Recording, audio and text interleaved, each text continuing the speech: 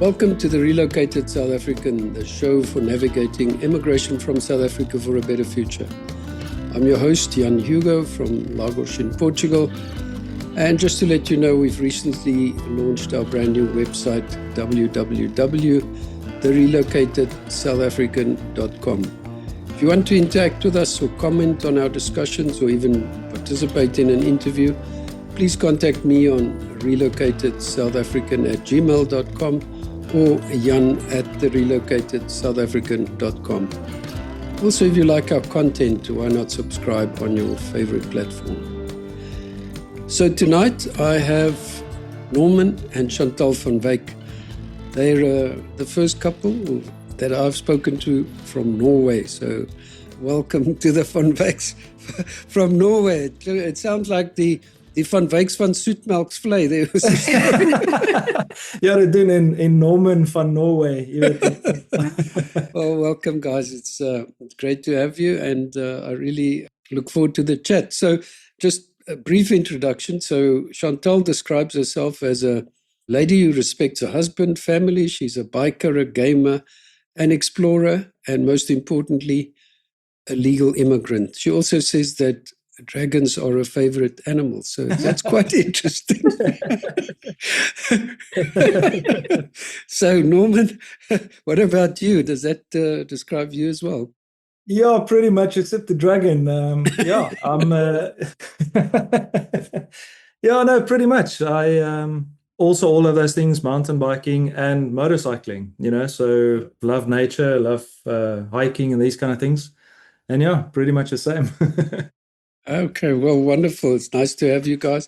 And you're the first people from Norway on the show. So thank you for being here. You're welcome. Thank you so much for inviting us. I think this is a really awesome podcast. Love listening to all your stories and everyone's. There's a red thread. We were speaking a little bit earlier about how everyone seems to have roughly the same things going on. So they've got, like you said, missing family. We all need to go through the same stuff, the jobs, the bank accounts, and then finding. I think what we do is we find a lot of South Africans. That's probably the first thing that we do when we arrive. Yeah. Even before we come, we just look for the South Africans. Where are they? Yep, absolutely. We'll get to that. So I normally ask my guests just for a short history where you guys grew up, went to school, university, and most importantly, how did you get to Norway? We moved from Cape Town. We were in Cape Town about 10 years. Originally, we both, funny enough, from Yearning. Oh, my word. Okay. Whole triangle, yeah. So I spent quite a few of my school days, I think, in Krugersdorp, Hackpoort. Oh, don't say that, because my wife went to Bakkerskole. Bakker, wow, man. Yeah, no, I spent my sort of primary school time there mostly, but I know Bakker, and I was in Hackpoort. Yeah, it was a small little school. But then, I ended up in Johannesburg and kind of, we commuted together. We're not going to go into that, but we met on the highway actually one day. We never met each other before, we've known each other before. Yeah. And then then we moved to Johannesburg, lived and worked there a little bit, and then moved to Cape Town. So we were there for the last 10 years.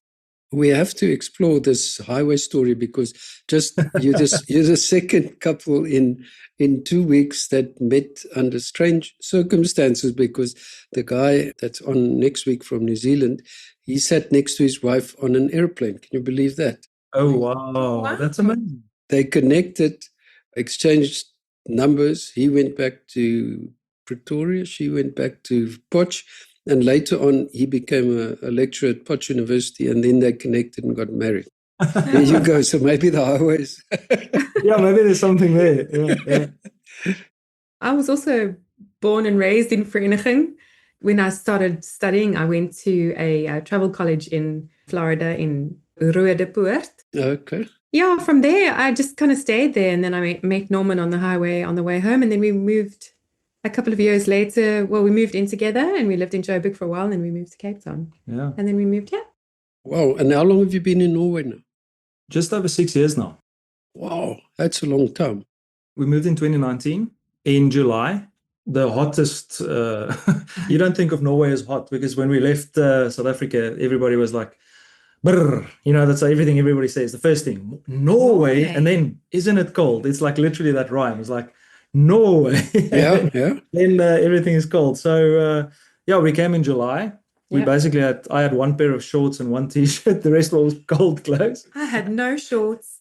I had no dresses. I left everything in South Africa and I just came here with my jeans and my jerseys. And it was so hot. We had to go buy clothes. But when we left South Africa, it was a push-pull thing. But we basically said we're not saving energy for going back.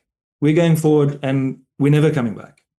So that was our mindset, So a lot of people, maybe they keep one foot in South Africa a little bit, and sometimes, but we didn't save any energy for the way back, and we just thought if it comes to that, and if it doesn't work out in Norway, then it'll be somewhere else. And funny enough, Portugal was one of those countries we thought of, but so we're very happy. It's been amazing. Well, let's just go back. So July 2019, it was 6-7 months before COVID, obviously. But when you say push-pull, you were pulled by a job opportunity. Is that why you ended up in Norway? We really wanted to leave the country.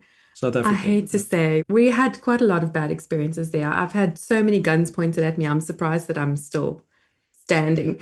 And we had a couple of people trying to get into our house, and we lived in beautiful Bloberg, and there was nothing wrong with the place that we lived or anything like that. I think I just kept finding myself in these weird situations. I mean, in my office and on the road and walking down the streets in town. Yeah, so the push was a lot for us. And we just really wanted to. And I always say, people always ask, why did you move? And I always say, because my husband would take a bullet for me and I really don't want him to. Yeah, exactly. That's such a thing that also comes out in a lot of conversations. I've had conversations with people who said they've never had a crime experience, but they're very few and far between. And then there are others, like the lady I spoke to early on in Spain, they were at a home invasion in Bryanston, and she said, I'll never go back. It doesn't matter how hard it is. And they were battling in Spain with the language and all of that. So I think the one thing we cannot do is judge, because everyone, as we discussed, the people who live abroad don't understand physical safety unless you live in Lagos in Nigeria or crazy place. You mean the Europeans and the Americans, not the South Africans abroad?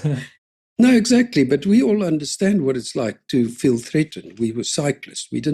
I rode my bike with a taser, and Stellenbosch is a terrible place. It's become a terrible place for cycling. So the bottom line is, yes, that issue is not going to go away, unfortunately, for a long time. And I said it the other day. I did a little episode by myself, and I just said, we have so many days on earth. You may as well make the best of it. And if you have to constantly look over your shoulder because you feel threatened, that doesn't make you happy. And then you must go somewhere else. And I think that's basically what you guys are saying. Yeah, and what we've learned is that you don't have to live that way. You don't have to live in fear. You don't have to look over your shoulder. You can walk around with your cell phone in your back pockets. I did that when my mom came to visit me, and she says, like, why do you keep walking around with your cell phone in your pocket? And Norman's uncle was here at the same time, and they were walking behind me, skinnering about me with my cell phone in my pocket. No, it's crazy. I mean, when I go out and do a long ride, I just do road biking now, but go out in the countryside and you see ladies on their own running, walking, and there's nobody nearby anywhere. It's farmland, and it is just the concept of physical fear just doesn't exist. And sleeping like that at night and not feeling threatened in any way. And I'm not saying it's all safe. Yes, there's crime and there's petty crime and so on, but the bottom line is it's just a very different environment from that perspective. So yeah, I understand it.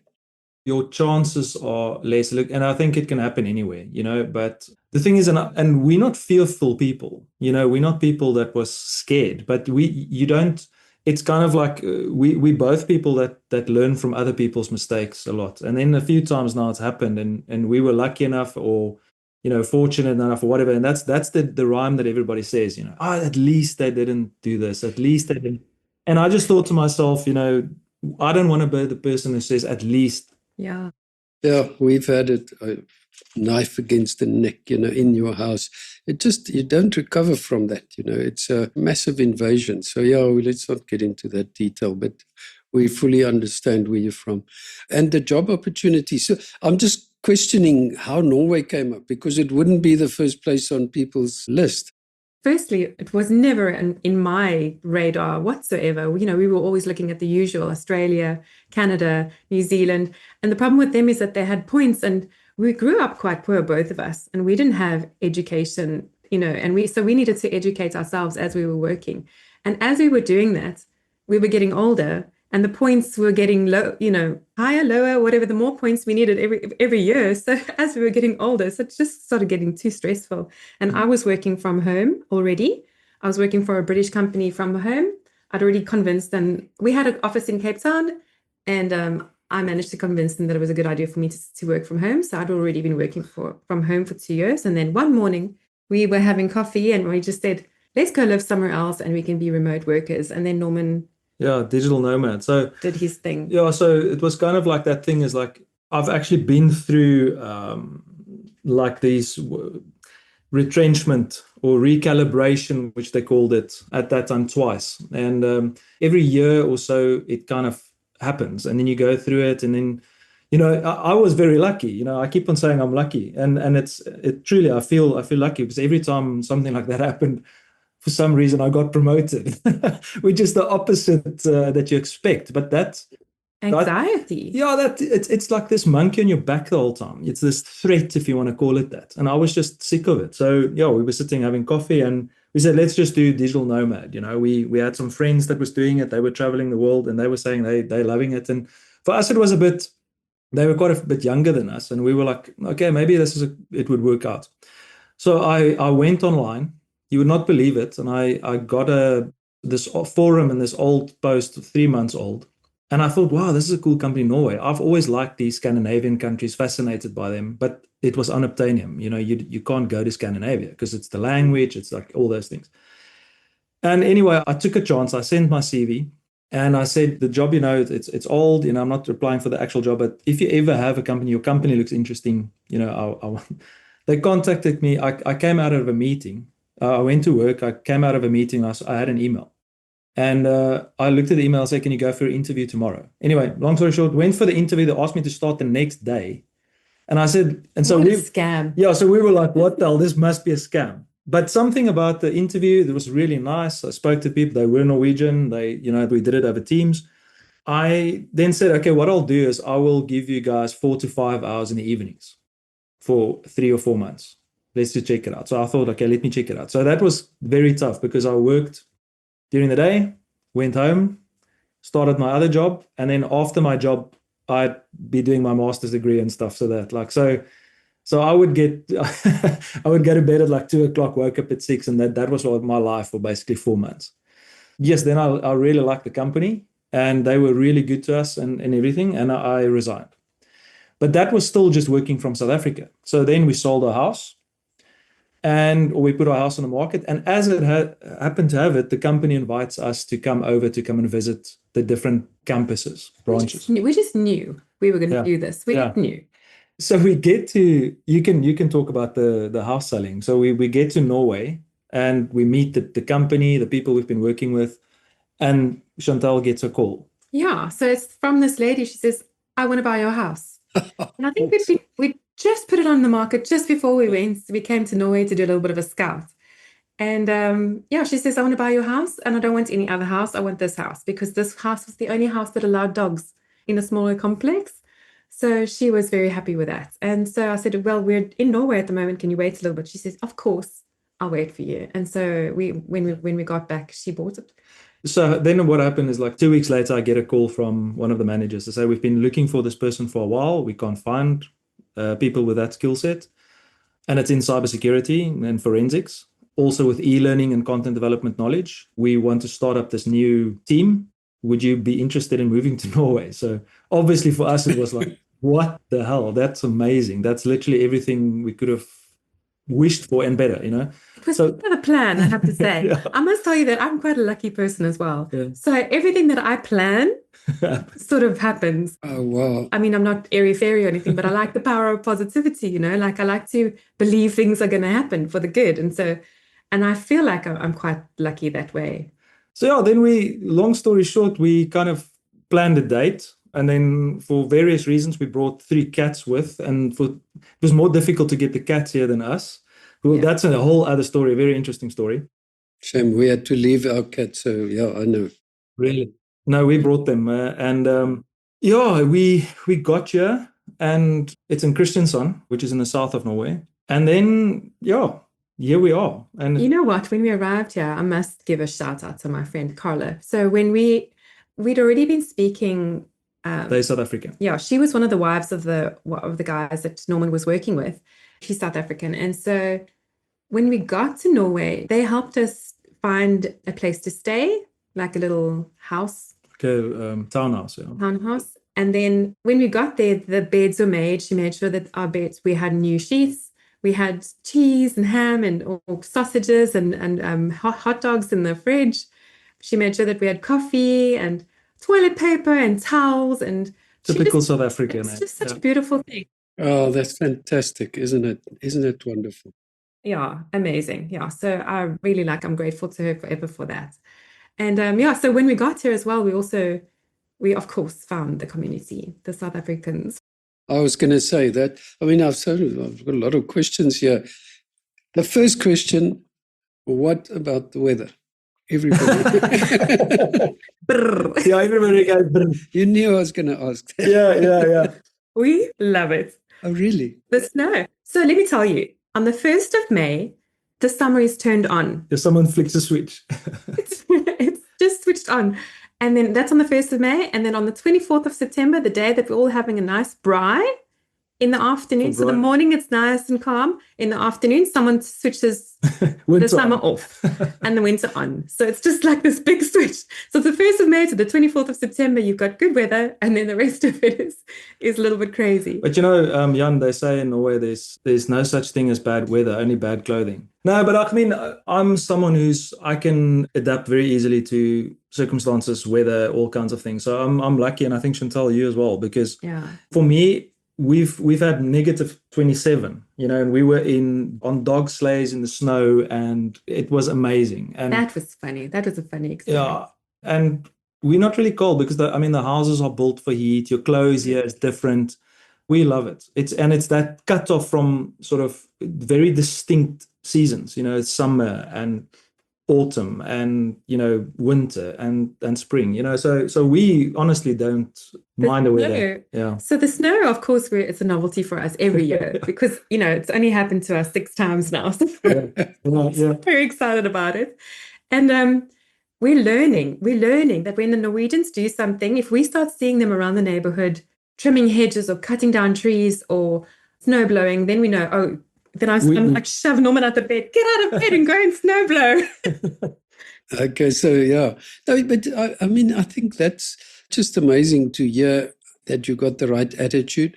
Obviously, you're on the same page. That's another thing that comes through in a lot of discussions. If a husband and wife are on different pages, it's tough. And very often, I think the couple in America talked about it, where she was saying, the husband's working, she doesn't have a visa, it's quite difficult to, and she had a high-powered job. But so it is critically important to be on the same page. And it sounds to me like, you guys have always just been on the same page. And that already is a win. And I think the other thing that you've said that I've been advocating from day one is if you look over your shoulder to say, if it doesn't work, I'm going back, you will go back because you will find a reason why it doesn't work. And I mean, there's no greater adaptation than, adapting to what you're doing in terms of weather coming from Cape Town. And language. I was going to ask about that. Where we live, it's like Cape Town. It's no different. The wind is blowing the living daylights out of us now, but it's northwester instead of southeaster, but it's the same story, on the Atlantic Ocean. But yeah, so fantastic. So yeah, tell me about the language, because can we just say you've just become citizens? Is that correct? Yes. Well, congratulations. I think that's a massive thing. But did you require a language test in order to become a citizen? Yes. Language test, citizen test. We had to, there's quite a few things that you have to do. You need to make a minimum amount of money every year, so, and you need to be paying tax. And which we mentioned last, Chantal was working for a company. She got a transfer, and subsequently got a job as well, because she got a transfer for a British company. But subsequently, that is a very big thing. So yeah. to have a job in your new country is such a massive thing. And here it was very important to have a 2-salary income in the house, because the people that came here thinking that they were going to have huge salaries where the one was not working, those were quite strained. Those families were quite strained, but they eventually got jobs and stuff. For me, it's also getting, like, if one of the partners, whether it's the husband or the wife, is not out there working and stuff and have to stay home with the kids and these kind of things, I think it's a very different experience maybe for the one to the other one, Yeah. And it can probably be quite depressing. Correct. If the husband's working, he comes home, he's tired, and the wife sits at home all day waiting for him to come home. You can't really, so I can just imagine it must be a nightmare. There's a thing with us South Africans that it takes us a very long time to figure out that it's okay to go outside in the dark. Yeah, true. We were like always, it just became like a thing when we were in SA. We just like, it's 6 o'clock, it's dark, we need to be inside now. And it's not closed, locked up. Yeah. And you, obviously Cape Town, driving from Stellenbosch to the airport, I see now it's become a big problem again with rocks and stuff, but you were scared. We used to go to concerts. I remember we went to see Ed Sheeran in Cape Town, but we booked a hotel room. We stayed. We didn't drive back to Stellenbosch because it's too dangerous, So it's exactly that mindset of driving to the airport at 10 at night to Faro. You don't even think about it anymore. But and people don't understand that, But if there's a wife at home that and you just got to Norway and then it's like, it's winter, because the days here, sometimes in Christmas months, it's a little bit better because the sun starts to shine around about 9:15, and then it goes down at about 3:45, so 3:45 in the darkest. Yeah. So, then you feel like, okay, now husband's at home, he's not come home, but now the house everything is so pitch dark outside, you don't want to go anywhere. So you've spent like 5 hours of the day kind of looking at the snow from the inside, and then all by yourself, and then the husband comes home, and then then you all feel like you need to go to sleep now. And that's one of these things that you got to learn to kind of put yourself out there. And it's one of the things that I'm sure, Jan, and your listeners as well, when this is a very humbling experience to move countries. Now, I think being able to coming to a country that is so foreign, that the language is different, the weather, everything you experience is different, the side of the road that you drive. And that's another thing. We can't do like other places in Europe, swap your license, your driver's license. You got to retake your driver's license. Now, I like motorbikes, so I had to do it twice. You pay about between 50 and 60,000 Rand if you convert it to do your license, because you're doing these tests that takes about 3 to 6 months to do. You do skid pan driving, you do lessons, safety, to be able to help someone on the side of the road and things like that. So while you're getting to grips with work and all these other things, your shopping, your housing, buying a house, we bought a house as well, eventually after we moved from the other place. Then you're learning the language and you're trying to sort of integrate with the friends, because that's something I was kind of staunch on to. We need to make Norwegian friends, or, we can't just stay in this South African bubble, although we're very appreciative of them. Yeah. But then the language, yes. So we had to start learning language classes. And we have got such amazing neighbors. Yeah, we've got really good neighbors all around us. And they all helped us learn Norwegian. And we went to the office, and we've got friends at the office that also just refused to. 2 weeks before I had to do my exam, nobody in my office would speak to me in English. They refused to help us. So I really am so grateful for them being so hard ass. Yeah. We have he's Swedish and his wife is Norwegian. It sounds like there's very similar language. You can understand, yeah. When I listen to, there's a lot of Swedes here in Portugal at our golf club and so on.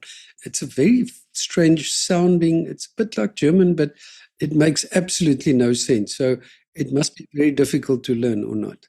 Yeah, but there's a little bit of Afrikaans in it. There's actually like the word like sterk is exactly the same in Norwegian. And then there's a word called voorzichtig. It's just the way that they pronounce sterk here is sterk. Yeah. Okay. All I know is when they hit a really bad shot on the golf course, they go, nay, nay, nay. Yeah. But I think that's more Swedish.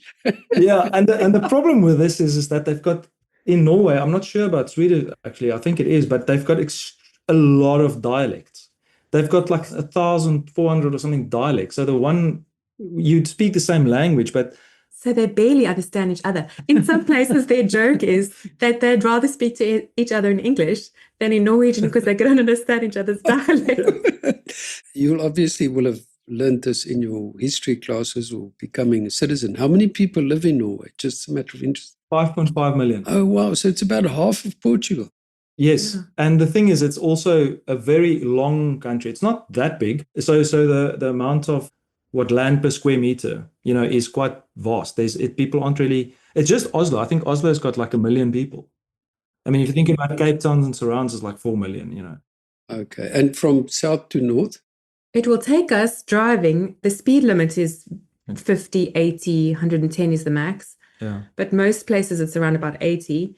Yeah, so it would take us about 32 to 36 hours to drive from south to north. That's crazy.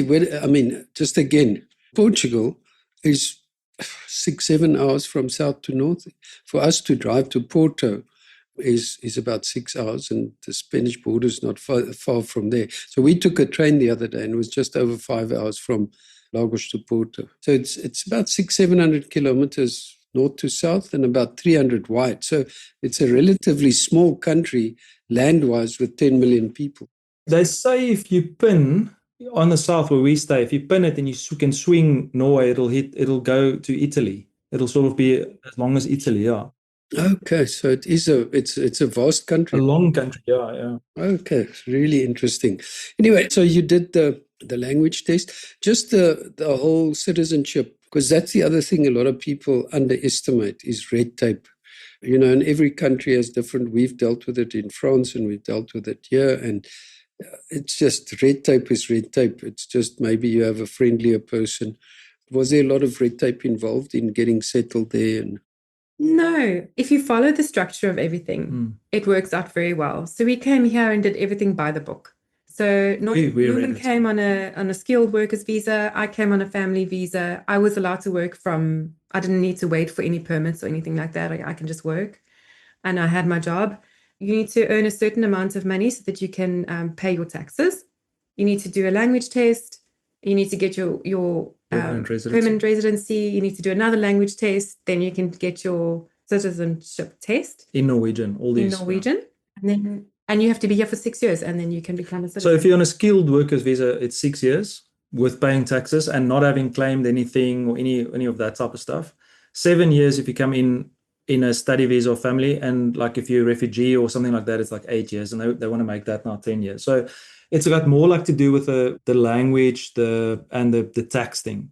Because Norway is an expensive country. It's a really expensive country. Some things is actually really cheap. You've got healthcare is free and it's very good. Water is in abundance. Yeah, can you imagine? Yeah, and then but alcohol and sweets and sugar taxes and these kind of things are expensive, very expensive. Yeah. We spoke about the expensive booze. They said that people drink mostly on company account. They don't drink at home.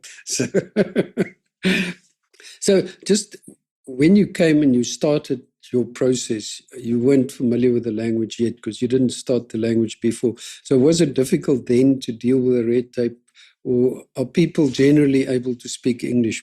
Absolutely. Yeah, some people speak like American. Yeah, they've got like American accents in a way. We're struggling saying, kan du snakke engelsk? And then they come out with this perfect American accent. Yeah. Oh, wow. Okay.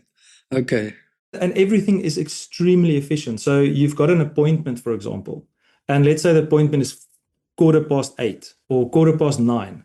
You get there, you get a ticket, your appointment opens the door, it's 8:15, and it says it's going to last 10 minutes and it's 8 minutes. So they've got enough time for the next person. There's no queues, and everything works like that. The licenses we had to do, all these kind of things. The licenses we had to do in Norwegian. So that was tough because you'd sit there and not really understand. But I spoke to one of the guys and they said, okay, if the stuff I don't understand, they'll cover with me after hours. So it took me extra long because I did it as soon as I could, because you need we believe that you really need a car, especially in this place. The public transportation is great, but to be able to explore and these kind of things, This country is amazing. It is an incredibly beautiful country. You can drive for 20 minutes and you will find adventures along the way. My mom came and she's a little bit disabled, so I couldn't really take her for walks and hikes and things like that. But we just drove for 20 minutes, 30 minutes, and there's so many little things along the way. And she was so gobsmacked with everything. She kept going, wow, I'll never forget her eyes. She was so excited about everything that she saw. So, and you can't really do that on the bus. You can't just get off and say, and then you've got to wait another half an hour to another hour, maybe if the next bus comes. I would agree that that's important. Just thinking of going through this license process, we're very fortunate in that we were able to swap our licenses. It was a bit of a rigmarole with the admin and getting an appointment and submitting the right documents and so on. But eventually, because we went from South African to Monaco to this, and the Monaco is not part of the EU, so it had a separate process. But anyway, I'm proud to say that I have a Portuguese driver's license. So now, okay, before we move on, just say in Norwegian, we are Norwegian citizens. Let me hear what it sounds like. We are Norge statsborger. Okay, so it's not so very different. We could have sang that, actually, yeah. Oh, well, congratulations. Yeah. That's awesome. Tack så mycket. Thank you very much. And did you keep your South African citizenship? I'm in the process of actually relinquishing it. Okay. Because it used to be up until 2022, I think you had to. And then afterwards, you kind of keep it. But there's something going on with some court case that was won. Yeah, there was that court case. Yeah, because we had to, you have to get letters to say that, you want to retain it. But I think that's gone now. You don't have to. But I mean, if you're not going back, why keep it? We did speak to the consulate in Oslo, and they said that we needed to send in some forms and get some confirmation back before we become citizens. But, life happened, and then suddenly we were citizens, which was great. But apparently we just get to be residents in South Africa forever or something like that. So I'm not sure. Yeah, well, there's a thing that goes on that they say that you need to kind of, for any South African, obviously, that listens, what happened is I sent a mail in and they spoke to us in the consulate, and you have to confirm that you're a citizen, a dual citizen, that you're still a citizen in South Africa because of that law. So it's weird. And they're busy building a new website or something where you can kind of keep your citizen. Anyone that it has happened before that they lost it can kind of apply again. Then obviously it's fine if you want to keep it. And if you don't want to keep it, then you could actually, there's a form that you fill in, you put your passport and you send it. And the nice thing is the Norwegian passport it's got such you can go to South Africa 3 months visa free. We've got the best passport in the world. So it's one of the best. Yeah, it's definitely, yeah. It makes no sense to keep it. My kids in America, they've just become American citizens, and so they said they've just been to South Africa on their first trip was on the American passport. So yeah, you must forgive me. I have to say that I thought you were in America when I first made contact with you. That's why I was completely doff. I didn't realize you were in Norway. But thinking back, when I contacted you on X, there was no mention of Norway. So yeah, I think so. Yeah. Anyway, so yeah, I must have sounded really doff, but forgive me. Which Portugal are you in?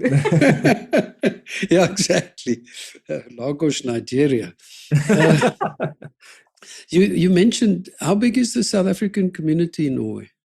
Not very big. There's a I would guesstimate about 60 to 80 in Oslo, including kids. But here we've got in Kristiansand, I think I counted about maybe 30 people here that we all, and we have this huge braai every year. On Friday. Okay. Yeah, beautiful friends that just, we really lucked out with our friends here. And with the local friends as well. So yeah. The Norwegians, yeah. That's awesome.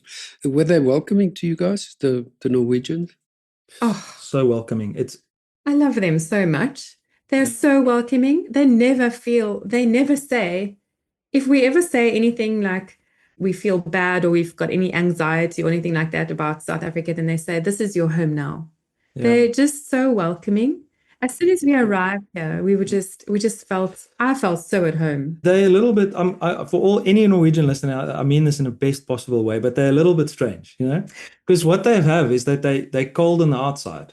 Yeah. But then they extremely, once you have a Norwegian friend, I've got a few really good Norwegian friends as well. And they are amazing. Like seriously good friends. But you know how you get through that hard shell? You just have to say hello. Yeah, they're amazing. You just have to say hello, and then they just like open up, and then they realize, oh, you're foreign, and then they start to realize, I kind of like, I don't know, I was a little bit like shy to say I was from South Africa because people just, their cogs turn, they just stare at me for a little bit, and you can just see, oh, there's something happening behind their eyes. But then they really actually start thinking, we're their exotic friends. We have the one from friend. Africa, with a. Yeah, when we met the one friend, we started meeting them and stuff, and then they said, no, you got to meet my exotic friends from South Africa. So they had this whole party. So yeah, no, they've been amazing, and they honestly, we expected to have a lot of difficulty, but it was mostly with language and these kind of things. And still, I mean, we can speak, but we're not like fluent, but they're amazing. Yeah. Yeah, the best thing is that they live next. My favorite ones, I love all of them. But my besties live next door to me. So I've got one on that side and one behind me. Yeah. And we're like sisters, we have Christmases together, we enjoy New Year's together, and it's just the best. Oh, that's fantastic. So good to hear that you guys are happy. I'm very, very glad.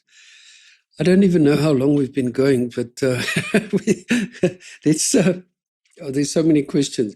You still obviously have family. You mentioned your mother in SA. Yeah, so my mom lives in South Africa. Where does your mom live, Norman? My mom has a flatlet at the bottom of our house. Oh, no. We brought her in on family immigration because I'm an only child. So it was my stepfather died. There's no one to look after, as some older people have. It's a long story. We won't get into it, but they had a very difficult time. So she had nothing. So we supported her and so on from Norway. And so we could document, obviously we're supporting her and there's no one else there and it's me, and we repatriate. I don't know what you call it. So to bring a parent in, the parent needs to be single with no parents, no spouse, no children in the country, and we would have had to be like supporting, proof that we've been supporting her financially, and we had all of that stuff. So we brought her over, and now she lives downstairs. Almost 2 years now. Yeah, a year and a half, I think. Yeah. Oh, fantastic. That's wonderful to hear. Oh, wow. It's so great. We've got this magic laundry room. I have a magic dishwasher. It's amazing. I think, that one of the couples said, it was Chanel, the girl in America. I said, if you could ship anything from South Africa, what would it be? And she said, my mother, and I think the couple in America said they would ship their servant, but I think we've all learned the domestic worker. We've all learned to do our own stuff here. But I mean, that's true. Yeah. There's so many questions. I think we need to kind of get back. Is there anything, what would you miss the most from South Africa, if you have to say? The wine. Okay. Oh, yeah. I'm not an alcoholic, anything, just disclaimer. I'm just saying, it's like if I had to buy a bottle of wine, just like a cheapy one, the cheapest one is about, I think, 130 krona, which is about 200 rand. Yeah. Oh, wow. Okay. Well, we're lucky. Then you must come to Portugal. Yeah, I know. I always joke of how cheap the wine is, because we drink this green wine, Vino Verde, which is like 9% alcohol. And I always say, bring us a bottle and 2 straws because, it's so light and so cheap. Yeah, we learn how to make our own. So I've those friends I talked about, they've got me into local IPA beer brewing and cider and these type of things. So it's quite interesting. But for me, it will be the sand dunes. That's the one thing. I don't miss, obviously, friends, but my family is not very big. So yeah, you had a Land Rover. Norman had a Land Rover. One of these old Land Rovers. Defender, yeah. Defender. And we used to go on a Sunday and watch the sunset and just fly through the dunes. It was so fun. Yeah, the Atlantis dunes there in the Cape. But that's the one thing I miss sometimes, just be able to do that, You've got mountains here and you've got forest and all the things, but you don't have dunes. Do you make biltong yet? We make boerewors, but Okay. this year is the droewors and the. Yeah, it's funny how many things you learn how to make that was so easy. I used to just go to Spa and spend $20 and get a milk tart, and now it's like. But what did we discover? We went to Trondheim on holiday and we found there things called Aidsmo quail, and it's literally boerewors-sized droewors. Moose the dribbles. Oh, wow. Yeah, their own. It tastes a bit different, but it's really spicy. It's really nice. Yeah, so that's a benefit. Yeah. Oh, that's awesome. So, I mean, as I say, I could talk to you guys for a long time. Maybe we must do another interview. But maybe a last question. Two questions. Would you have done anything differently? Is there anything that you've done in the last 6 years in the process of getting there that you would have done differently? And sort of coupled with that, if you have friends your age, people in this, in South Africa thinking, what would your advice be? I think we did it by the book and so well. I think what we did do, and the things that I don't know, I hate to brag, but I really think that we did a good job moving here, and we're so happy. And I think the best thing for me while I was working from home was bringing my cats over. I'm not a cat lady. I'm not crazy. You can be. I forgive you because I'm a cat person in a big way. But any pets, if you just bring your pets over, they just bring along that sense of home with them. So I didn't feel homesick ever. I wasn't living with my mom or anything like that. I did miss being able to go and have a nice cup of coffee with her and help her with a couple of things. But yeah, my cats were just, it was just so lovely because they would just come and lie in my lap and I'd just work because I worked very hard, very, very hard. While my neighbors were all swimming, I was inside working hard. I can tell you what we would have done differently is lock the cat's cage better so it didn't escape on the plane. Oh, no. Yeah, that's a whole other story. They x-rayed the plane. We were in the news on the first day in South Africa, in Netherlands, and in Norway. Yeah. That's a long story. Oh, my word. That sounds very interesting. Maybe we can tell you offline. So the cat escaped in the plane. Yeah, man, we can make it a short story. Yeah. So my white fluffy cat, his name is Limpet. He became very famous very quickly. So we were in Amsterdam already with our cats and everything was on, and we got to Amsterdam. And then when we went to the next flight to get to Oslo, they said, "Can the Van Wyk family please come to the front?" So we went to the front and they said, "Did you mean to bring 3 boxes and only 2 cats?" And I was like, "Why would I bring 1 cat box that's empty?"